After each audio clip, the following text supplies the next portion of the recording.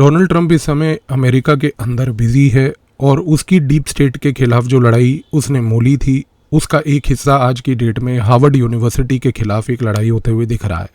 सवाल उठता है कि डोनाल्ड ट्रंप जैसे व्यक्ति को हार्वर्ड यूनिवर्सिटी के खिलाफ क्यों लड़ना पड़ रहा है, क्योंकि हार्वर्ड यूनिवर्सिटी एक ऐसा इंटेलेक्चुअल हेडक्वार्टर्स है अमेरिका में जो रिसर्च, जो आज की डेट में एक प्रोमिनेंट इंस्टीट्यूशन के गार्ब में, उसकी आड़ में, उसकी अकड़ में सिर्फ रन करता है नफरत की राजनीति और प्रोड्यूस करता है कुछ ऐसे स्कॉलर्स, ऐसे लोग जो पूरे विश्व तौर पर आज की डेट में यहूदियों के खिलाफ, इजराइल के खिलाफ और हर एक उस सोच के खिलाफ जो उनकी सोच से नहीं जुड़ती, वो लड़ाई मोलने के लिए तैयार बैठा है। भारत ने अमेरिका को बहुत लंबे समय से ये बात बताई है कि हार्वर्ड यूनिवर्सिटी के खिलाफ भारत एक इंटेलेक्चुअल कुरुक्षेत्र में जुड़ा है, क्योंकि हार्वर्ड यूनिवर्सिटी प्रोपोगेट करता है जिस शब्द को हम कहते हैं हिंदू फोबिया, यानी कि एकेडमिक हिंदू फोबिया। अब सवाल उठता है कि ये academic Hindu phobia Harvard university कैसे पोर्ट्रे करता है। आज के वीडियो में हम अमेरिका के अंदर की समस्या नहीं, बल्कि ये हार्वर्ड यूनिवर्सिटी भारत के किस प्रतीक हमारे यहाँ पर एक एकेडमिक हिंदू फोबिया प्रमोट करता है, उस चीज़ को समझने की कोशिश करेंगे। आपको सबसे महत्वपूर्ण चीज़ जो जानने की आवश्यकता है वो ये है कि हार्वर्ड यूनिवर्सिटी जो है वो एक इकोसिस्टम का पार्ट है और उस इकोसिस्टम के अंदर सिर्फ हार्वर्ड यूनिवर्सिटी एक सेंट्रल फीचर नहीं है, बल्कि हार्वर्ड यूनिवर्सिटी के साथ जुड़े हुए वहाँ पर एनजीओज, मीडिया वर्ग, चर्च, ये 3 और संगठन पहली बात तो जुड़े हैं। इन तीनों का मिलकर जो काम है वो है academic Hindu phobia. Academic Hindu phobia में ये लोग 3 चीज़ें करते हैं। सबसे पहले ये भारत की सोसाइटी को नेगेटिव दिखाते हैं, दूसरा ये भारत के सिविलाइजेशनल इथोस को नेगेटिव दिखाते हैं और तीसरा ये हिंदुइज्म को नेगेटिव दिखाते हैं। इस तीनों चीज़ों को जो ये नेगेटिव दिखाते हैं उसको एक शब्द में समराइज़ किया जाता है एकेडमिक हिंदू फोबिया, क्योंकि ये एक एकेडमिक संगठन जो कि हार्वर्ड यूनिवर्सिटी है वहाँ से चल रहा है। इन लोगों ने एक सिस्टमैटिक तरीके से नेगेटिव पोर्ट्रेयल किया है हिंदू ट्रेडिशंस का, और इसको करने के लिए इन्होंने ह्यूमैनिटीज़ और सोशल साइंस का जो है उस पर्टिकुलर गेम का सहारा लिया है। अब ये होता कैसे है? ये होने के लिए इन लोगों ने हार्वर्ड यूनिवर्सिटी में कुछ स्कॉलर्स रखे हैं।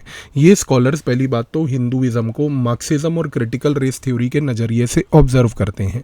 ये हिंदुइज्म को, जो कि एक ऐसा रिलीजन है जिसके अंदर कुछ ऐसे स्पिरिचुअल टेक्स्ट हैं कि उनके स्पिरिचुअल मीनिंग को समझने के लिए आपको वो टेक्स्ट के स्पिरिचुअलिटी में जाना पड़ेगा, ये उसमें नहीं जाते। ये उसी टेक्स्ट को बेसिकली आज की डेट में मार्क्सिज्म और क्रिटिकल रेस थ्योरी के फ्रेमवर्क में फिट करते हैं। मूल रूप से कहने का मकसद ये है कि हिंदुइज्म के अंदर से कोई एक एलिमेंट उठाइए, उस एलिमेंट को उठाकर मार्क्सिज्म और क्रिटिकल रेस थ्योरी में फिट कीजिए, क्योंकि आपके ये 2 फ्रेमवर्क्स हैं जिसके थ्रू आप हिंदुइज्म को देखना चाह रहे हो, नॉट कि हिंदुइज्म को आप अलग से एक फ्रेमवर्क बना के देखना चाह रहे हो। अब ये पूरा का पूरा गेम हार्वर्ड यूनिवर्सिटी में चलाया जाता है कुछ स्कॉलर्स के बदौलत। उन स्कॉलर्स में से सबसे पाइनियर स्कॉलर यदि कोई है तो उसका नाम है वेंडी डोनिगर। वेंडी डोनिगर के बारे में गूगल रिसर्च करके ज़रूर एक बार पढ़िएगा, क्योंकि ये वही वेंडी डोनिगर है जो हार्वर्ड यूनिवर्सिटी से जुड़ी हुई है, जिसने चंद साल पहले एक हिंदुइज्म के ऊपर किताब लिखी थी, जिस किताब को भारत की सरकार ने इवेंचुअली दबाव के बाद बैन किया गया था। वो बैन किताब को क्यों किया गया था, उस किताब के अंदर ऐसा क्या लिखा था, उस गेम को समझने की अब आप कोशिश कीजिए। वेंडी डोनिगर जो है वो जुड़ी है यूनिवर्सिटी ऑफ शिकागो से, लेकिन वो पूर्व स्टूडेंट है हार्वर्ड यूनिवर्सिटी की। तो वेंडी डोनिगर आज की डेट में जो भी राइटिंग्स लिखती है वो राइटिंग्स को सपोर्ट करता है हार्वर्ड डिविनिटी स्कूल और साउथ एशियन इंस्टीट्यूट। तो हार्वर्ड यूनिवर्सिटी के अंदर जो हार्वर्ड डिविनिटी स्कूल और साउथ एशियन इंस्टीट्यूट हैं, ये दोनों वेंडी डोनिगर की राइटिंग्स को समर्थन देते हैं। अब वेंडी डोनिगर की राइटिंग क्या है? वेंडी डोनिगर का ऑब्जेक्टिव है कि हिंदुइज्म को मार्क्सिज्म और क्रिटिकल रेस थ्योरी के नज़रिए से ऑब्जर्व किया जाए। ये करने के लिए वेंडी डोनिगर ने क्या किया?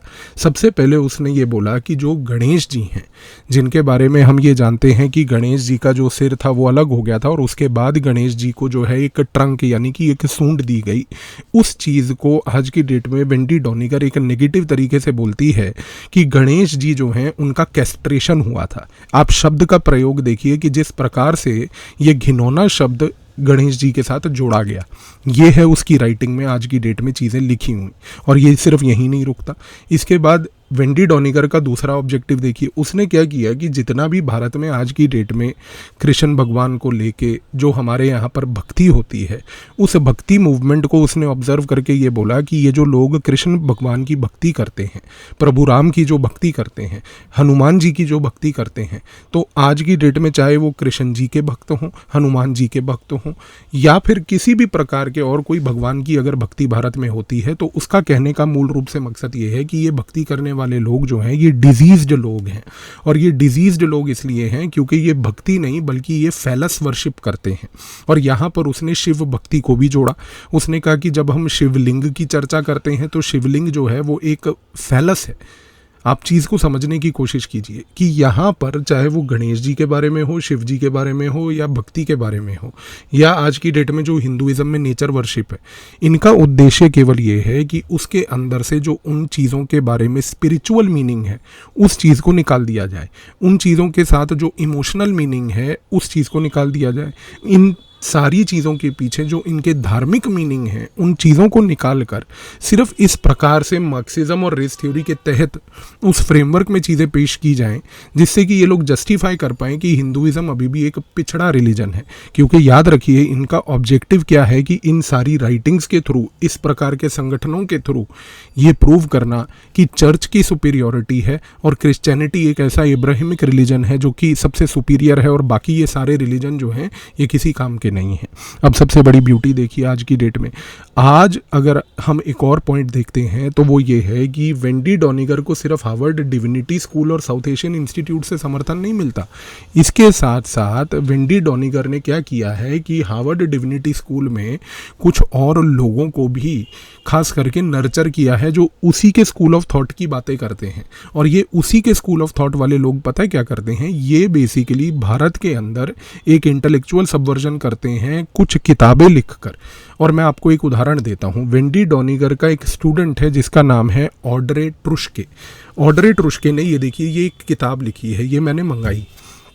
आप इस किताब का टाइटल देखिए, Aurangzeb the man and the myth. आप इस किताब को कभी मंगाकर पढ़िएगा ज़रूर।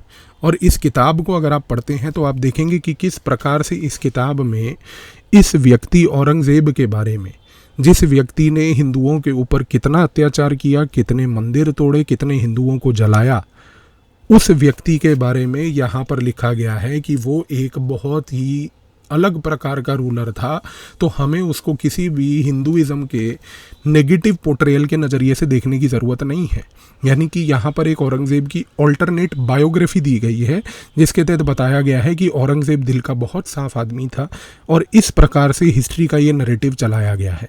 आप इस चीज़ को गौर करके देखिए कि ये प्रकार की किताबें ये वेंडी डॉनिगर के स्टूडेंट्स आज की डेट में लिखते हैं और ये किताबें आज की डेट में फिर भारत के अंदर सो कॉल्ड यहाँ पर सेल्फ प्रोक्लेम्ड इंटेलेक्चुअल्स पढ़ते हैं। अच्छा, अब सिर्फ ये गेम यहाँ ख़त्म नहीं होता। इसके जितने बाकी भी स्कॉलर्स हैं ऑड्रे ट्रुस्के को लेके या आगे जेफरी कृपाल को लेकर, इन लोगों ने क्या कर रखा है कि हिंदुइज्म को मॉक करना, नेचर वर्शिप को वॉक करना, ये सब चीज़ें आज की डेट में इनका एक ओवरऑल ऑब्जेक्टिव है। लेकिन ब्यूटी क्या है, हार्वर्ड डिविनिटी स्कूल को समर्थन एक और जगह से मिलता है और वो चीज़ है Murty classical library of India. ये Murty classical library of India Harvard University में है और इस Murty classical library of India को कई बिलियन डॉलर का फंड पता है किसने दिया है? रोहन मूर्ति ने। वही बैणे पागल आंखों वाला नारायण मूर्ति का जो बेटा है रोहन मूर्ति, जी हाँ, उसी बंदे ने ये वहाँ पर मूर्ति क्लासिकल लाइब्रेरी ऑफ इंडिया बनाई है। Murty classical library of India का जो एडिटर है वो वेंडी डॉनिगर का एक साथी है जिसका नाम है शेल्डन पुलॉक और दूसरा है डायना एक। शेल्डन पुलॉक और डायना एक आज की डेट में क्या करते हैं, ये लोग मूर्ति क्लासिकल लाइब्रेरी ऑफ इंडिया में बैठकर भारत के ऊपर, भारत की संस्कृति के ऊपर रिसर्च करते हैं। और इनकी रिसर्च का यदि मैं आपको एक पॉइंट बताऊं तो आप समझेंगे कि ये लोग इन जैसे लोगों के साथ इस नैरेटिव का हिस्सा कैसे बनते हैं।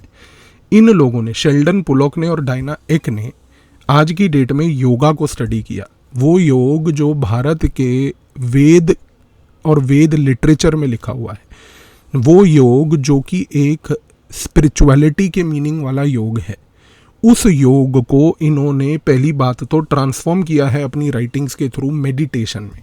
आप आज की डेट में देखिए कि पूरे वेस्टर्न वर्ल्ड में और भारत के अंदर फॉर दैट मैटर कितने लोग योग के नाम पर मेडिटेशन करते हैं, और योग को मेडिटेशन में बदलना और इस मेडिटेशन के तहत योग को हाईजैक करना, योग को हाईजैक करने के बाद उसकी धार्मिक मीनिंग को, उसके वेदांतिक मीनिंग को, उसके वेदा में लिखे हुए जिस प्रकार से स्पिरिचुअल धार्मिक मीनिंग्स हैं उसको डिप्राइव करना, वो इन लोगों ने पहली बात तो किया।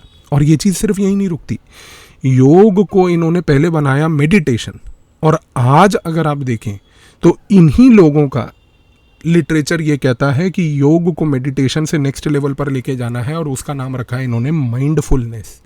आपने ये शब्द सुना होगा, आप इंस्टाग्राम की रीलें देखते हैं या अगर आप यूट्यूब पे शॉर्ट्स देखते हैं तो ये शब्द माइंडफुलनेस आज की डेट में अमेरिकन लोग बहुत प्रयोग करते हैं।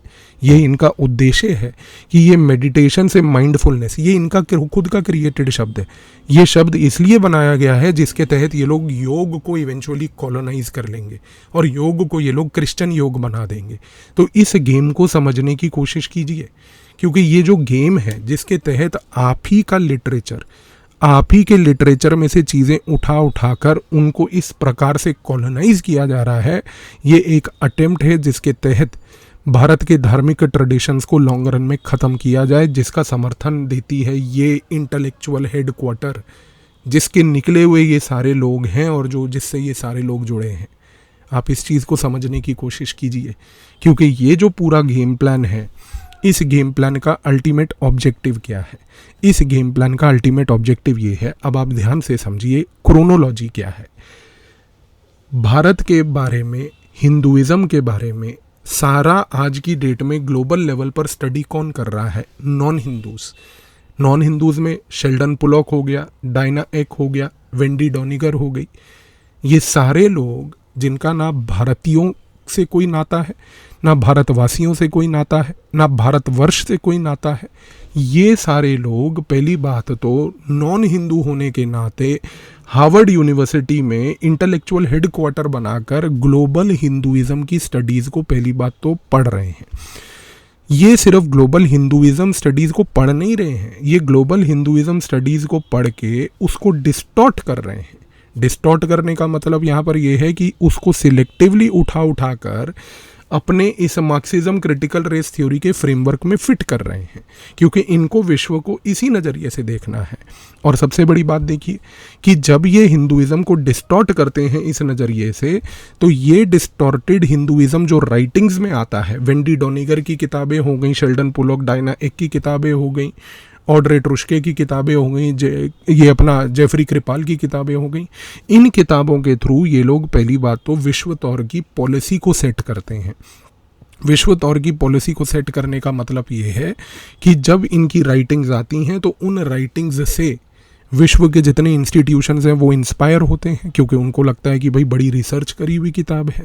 लेकिन उस किताब में एक फ्रेमवर्क के तहत एक डिस्टॉर्शनरी पर्सपेक्टिव पेश किया गया है, और ये डिस्टॉर्शनरी पर्सपेक्टिव से सिर्फ पॉलिसी नहीं बल्कि उस पॉलिसी से एजुकेशन का जो करिकुलम है वो इवेंचुअली डिसाइड होता है।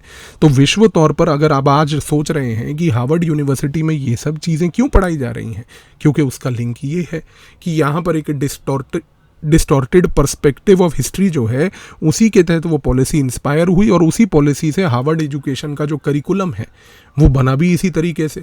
तो ये जो करिकुलम बना, इस करिकुलम से अब आप सोचिए कि जो विद्यार्थी हार्वर्ड डिविनिटी स्कूल या साउथ एशियन इंस्टीट्यूट से जुड़े हैं वो यही थॉट प्रोसेस लेकर पढ़ेंगे और समझेंगे। और यही लोग जब भारत आएंगे और राजनीतिक पार्टियों से जुड़कर वहाँ पर सो कॉल्ड एक्सपर्ट्स और एडवाइज़र्स बनेंगे तो ये पॉलिटिक्स ऑफ वायलेंस करेंगे। तो अब आपको वो चीज़ समझ आ रही है कि जब ये लोग भारत आते हैं तो भारत आने के बाद किस प्रकार से जब ये पॉलिटिकल पार्टीज़ थिंक टैंक्स में एडवाइज़र्स बनते हैं तो वहाँ पर एडवाइज़र्स बनने के बाद ये सोच को कैसे ये लोग भारत के अंदर इंस्टीट्यूशनलाइज करते हैं, और इंस्टीट्यूशनलाइज करने के बाद इनका खमियाजा क्या निकलता है कि इवेंचुअली भारत की पॉलिसी और भारत का एजुकेशनल करिकुलम जो है वो भी इसी प्रकार से डिज़ाइन होता है। अब आप समझ रहे हैं कि हमारे इतिहास की किताबों में अकबर द ग्रेट क्यों बताया गया है औरंगज़ेब के बारे में, उसके जो हिंदुओं के ऊपर अत्याचार थे वो सब क्यों नहीं बताए गए, और क्यों आज की डेट में औरंगज़ेब को एक बहुत ही बेनोवलेंट किस्म का रूलर बताया गया है? क्योंकि ये प्रकार का नरेटिव यहाँ से फ्लो करके यहाँ तक आता है, और यहाँ आने के बाद ये फिर से पॉलिसी और एजुकेशन को डिसाइड करता है। आज डोनाल्ड ट्रंप इस चीज़ से लड़ रहा है, क्योंकि ये जो डीप स्टेट बना हुआ है, इससे भारत भी, जैसा मैंने आपको बोला, कि एक इंटेलेक्चुअल कुरुक्षेत्र में लड़ाई लड़ रहा है। और ये लड़ाई की शुरुआत डोनाल्ड ट्रंप ने अभी हाल ही में की है। किस दिशा में ये जाती है और क्या ही इसका आगे रूप बनता है, ये तो समय बताएगा, लेकिन ये चीज़ आपके सामने है। और यदि अब आपको अगर इसके बाद भी इन चीज़ों को लेकर क्लैरिटी नहीं हुई, तो मुझे नहीं समझ आएगा कि शायद फिर आपको ये सब चीज़ें देखने के बाद क्लैरिटी कब आएगी। यहाँ पर सबसे बड़ा सवाल ये उठता है कि एक जगह पर जब आप आज की डेट में किसी मेडिटेशन और माइंडफुलनेस से जुड़ रहे हैं, तो आप योग को, आप वेद को, आप वेदास के लिखे हुए धार्मिक मीनिंग को खुद डिमीन कर रहे हैं। तो क्या आप आज माइंडफुलनेस से और मेडिटेशन से जुड़ेंगे या धार्मिक योग से जुड़ेंगे? चॉइस आपका है, क्योंकि ये आज आप किस लेवल पर क्या एक्सेप्ट करते हैं, वो चीज़ डिसाइड करेगी कि भारत का फ्यूचर, भारत का भविष्य क्या होगा। धन्यवाद।